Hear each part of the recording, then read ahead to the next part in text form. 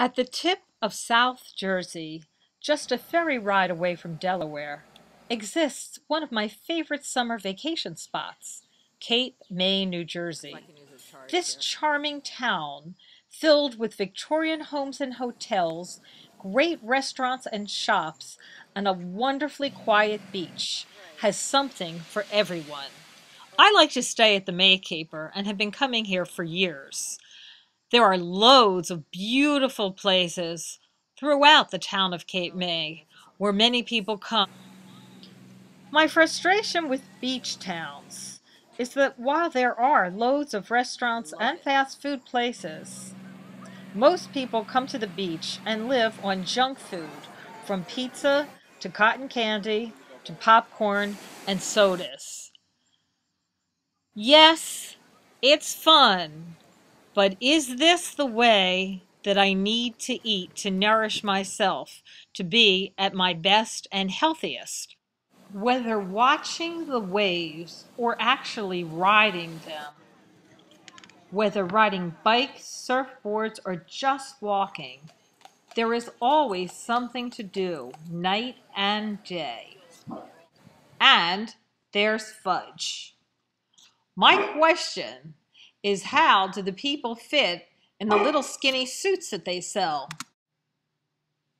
Everywhere you look is shopping, cafes, restaurants, and souvenir stores. But can I get healthy, organic food here? Luckily, I found Ella's. I'm here every day, sometimes twice a day, and I know I'm feeding myself in a very healthy manner. Here I am having my green breakfast drinks. Cheers. Love it. Like it for lunch too.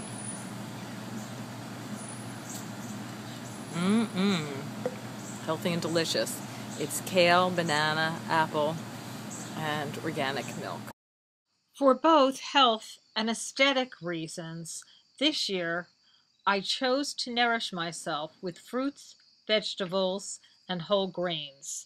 Surprisingly, this time I found a vegan restaurant that also sells fabulous organic homemade ice cream, and another one where I get homemade smoothies. How fortunate for me that I found health conscious food artisans. Let me introduce you. I'm Kate Penmarenko. I started Higher Grounds 4 years ago, and I just thought that KMA needed a healthy, organic, fair trade place, and also an original coffee house with vintage furniture and recycled things, good music, good vibes, good books, good people.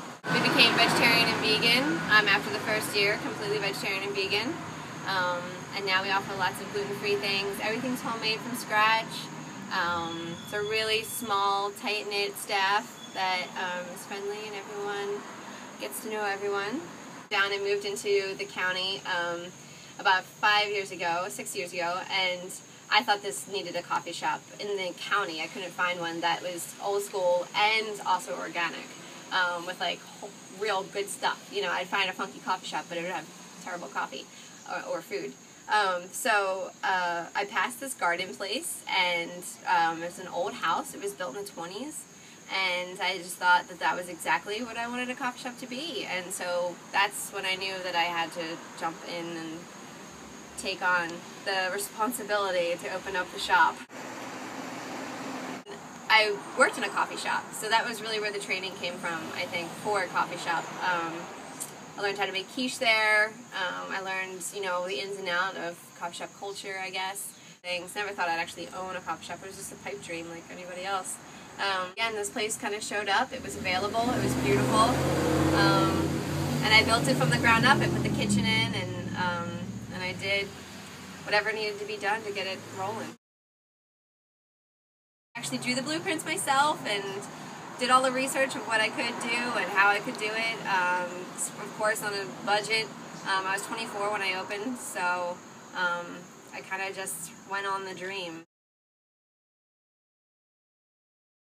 I actually kind of prided myself on being quite of an original chef, coming up with some crazy concoctions, you know, things that probably have been done out there before, but like a carrot beet soup, and it's a constant evolution. And now we hear things like about the black bean brownies, which I've heard before, but with chickpeas and stuff like that you know exists out there, and then you just put your own little spin on it. I try to keep it original, because you can get, anybody can go online and find a recipe and recreate it, but that takes all the fun out of it. And how do you come up with your recipes?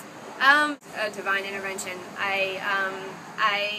The coffee shop that I worked in, the fellow who owned it had passed away about 3 days before I signed this lease, and he was an amazing chef, and I really feel like he bestowed me with the gift of, ingenuity and creativity with the food. And then also, I just see what I have in my fridge, and I start playing with it, I would love people to know that good food takes good time, and that does happen at our cafe, and patience is a virtue, and that line is so underrated. Take time to enjoy it. Jack Johnson says, slow down, everything's moving too fast, frames can't catch you when you're moving like that.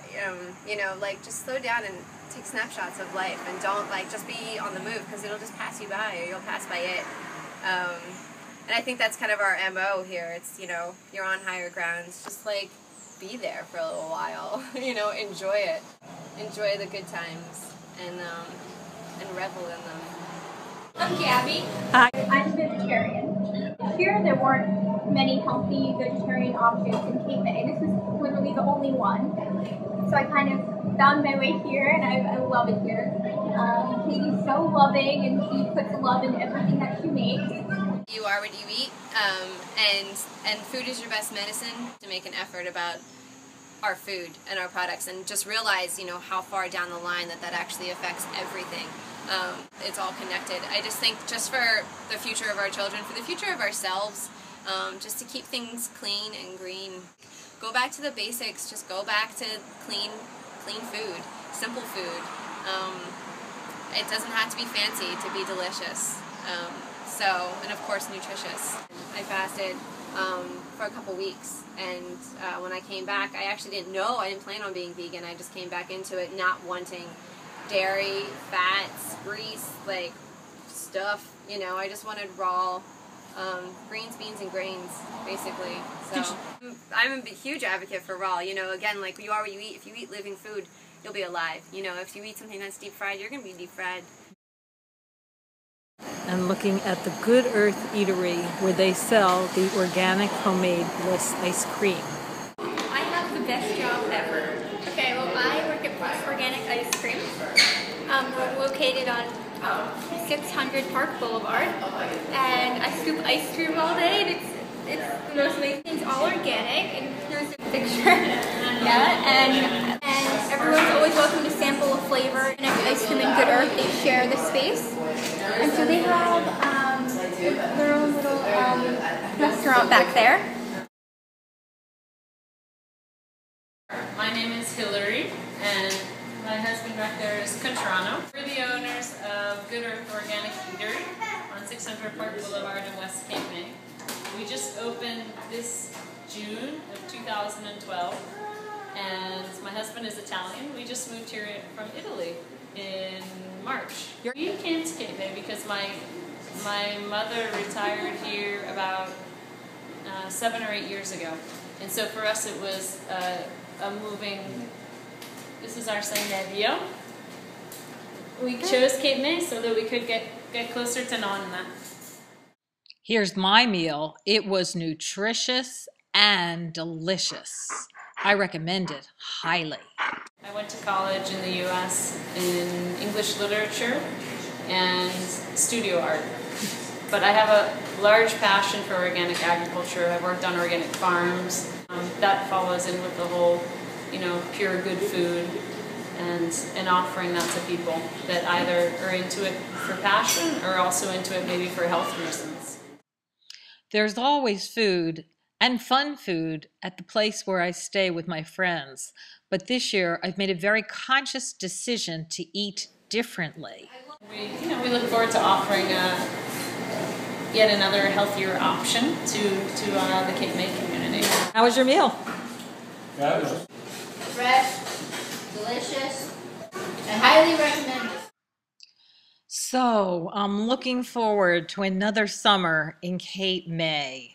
And I know that when I return next summer, I'll be joining the ranks of the joggers and the walkers. Of course, I'll continue to swim and enjoy the gardening, the beautiful gardens that I see there, the shopping, and I'll know that I can be nourished by fine foods and good restaurants with people who use organic ingredients and who really care about good health. And maybe I can wear a swimsuit like this.